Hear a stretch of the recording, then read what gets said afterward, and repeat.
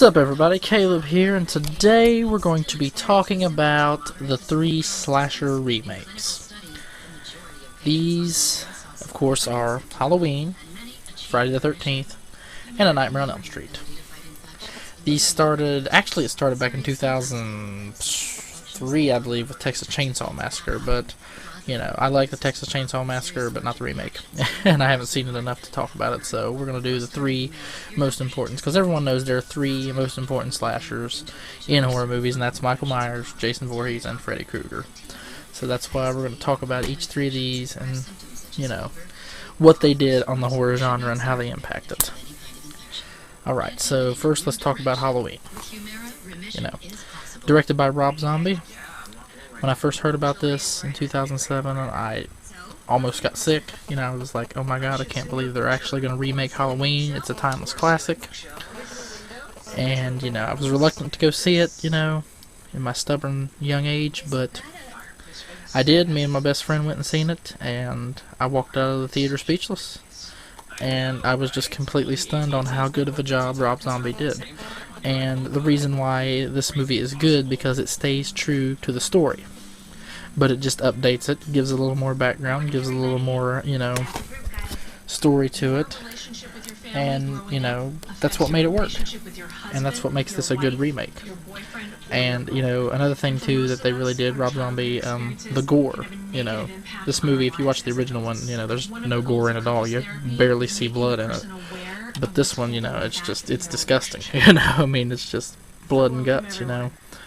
It's brutal, you know, it really, really is. But like I said, Rob Zombie just did a fantastic job with this film. Just fantastic, you know.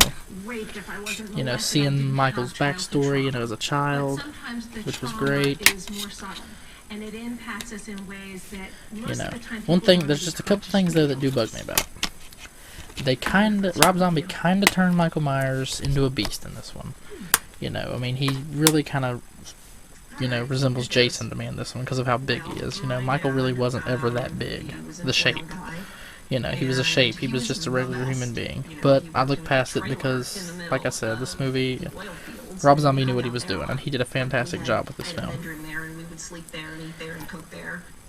And, you know, so when I watched this, I thought, okay, maybe there's hope for the remakes, you know. Maybe they're going to do them justice, you know. Bring them into this, you know, era, this time period. Give them a new story, you know, a little bit of a new story, you know, but stay true to what it is. Maybe there'll be hope. Well, I was wrong. 2009, we were given the Friday the 13th remake. Now, I don't hate this movie. I really don't.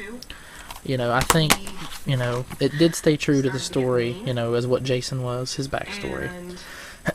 You know, essentially this is parts 1, 2, and 3 in one movie. And it starts out at the beginning with Jason's mom killing, you know, the girl, her getting her head cut off, and everything then moves to the teens in the woods, you know, Jason's got the elephant sack on his head, and then eventually moves to, you know, he finds the hockey mask in the barn and everything. You know, one thing though, you know, it did give it kind of a different story with the boy looking for his sister, you know, which resembled Jason's mom. That's why he was holding her hostage, you know. One thing though that was kind of odd about this, they made Jason kind of smart, you know, which makes sense, you know. I mean, he always was kind of smart, you know, as far as like where to hide and stuff, but, you know, he has like this whole underground world in this one, you know, and, you know, I don't see the original Jason doing that, and that's what kind of struck me as odd in this one. But, you know, like I said, it stayed true to the storyline. Jason's a behemoth, he's killing, you know, and the end of it makes it worth watching because, you know, you think it's all happy, it's over, you know, they push him into the lake, and then all of a sudden, pff, boom, pops Buck out. Just like in the classic Friday the 13th style. So I do give it props for that. You know, could have been done a little better, you know, but all in all, it's a decent slasher film. But let's talk about this disgrace. Nightmare on Elm Street. As everyone knows on this channel, I am a huge Nightmare on Elm Street fan. I have all the original films on 5 different formats practically, you know, and I've done videos for all of them and broke them down and given my thoughts on them. You know, when I first heard about this, I was against it from the start. I'm like, you know, why are you remaking this movie? You know, It doesn't need to be remade. It's timeless, you know. Everything was done right with the original. But, you know, I knew it was going to happen, so I tried to bite my tongue, and watching the trailer, you know, I thought it might be decent, you know, it looks pretty cool. Well, I was wrong. You know, going in and watching it, and I was just completely disgusted by this film. You know, they turned Freddy Krueger into a child molester. And in the original series, he was not a child molester. He was just a killer. You know, and in this story, Freddy didn't even become a killer till after he was dead. In this film. You know. And in the original series, he was a killer, you know, from day one, you know. That's how, you know, his acquittal, you know, that's what happened. He was arrested for the murders, he was acquitted of the charges because of a technicality. The parents of Springwood tracked him down and burned him alive. In this one, you know, the kids accuse him of, you know, being a pedophile. They chase him down and burn him. You know, there was no arrest, there was no acquittal, you know, he wasn't even a murderer. He was just a freak. Which, of course, Freddy is a freak, but this is not the way I want to see Freddy. You know, Freddy didn't get his kicks from touching children. He got his kicks from killing children. That's how Freddy got his kicks. And that's why I hate this film. I hate it.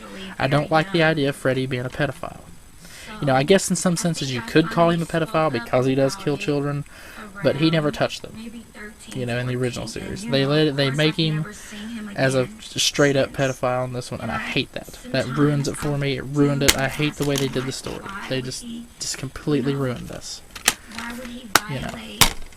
And Jackie Earle Haley's performance as Freddy is mediocre. It is shitty. He stole some of Robert Englund's lines, and just hated it. You know, I just can't. You know, his makeup looks like shit. You know, I get fired up talking about this movie because of how much I hate it. You know, I can't. I sit and watch it. I try to watch. The only thing arguably good about this film is the micro-nap scene. When Nancy's in the store, the drugstore, and she's on the floor and like she's drifting in and out of the dream world. That's the only arguable good scene. The rest of it is just... It's a disaster. It's just, you know... I don't see how this movie performed as well as it did. It did the first weekend, but after that, that's when it started dropping. You know, I hate it. I, you know, cannot like this movie. I've tried, and there's no hope for it. You know, it just completely ruined it, what they did with the story. And they didn't stay true like they did with Halloween. You know, I think if Rob Zombie would have got a hold of this, he would have made it a good movie. He would have made it a good remake. But yeah, it's just a disaster.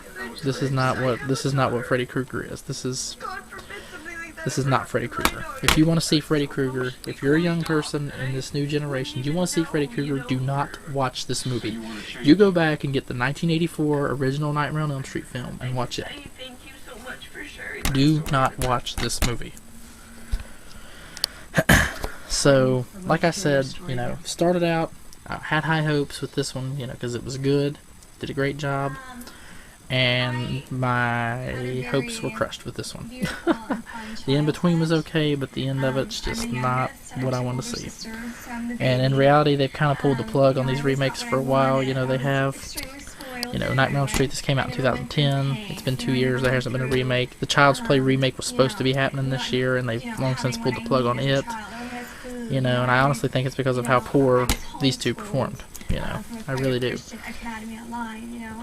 So, you know, the idea of remaking the horror movies, you know, it seems like a good idea at first, but when you get this as the outcome, it's not a good idea. I'm going to stop now before I get too fired up and keep going on and make this movie 20 minutes long just about this one piece of shit. Well, that'll do it for this film, this video. Keep watching, like and subscribe and all that, and we'll see you next time. This is Caleb. Peace out.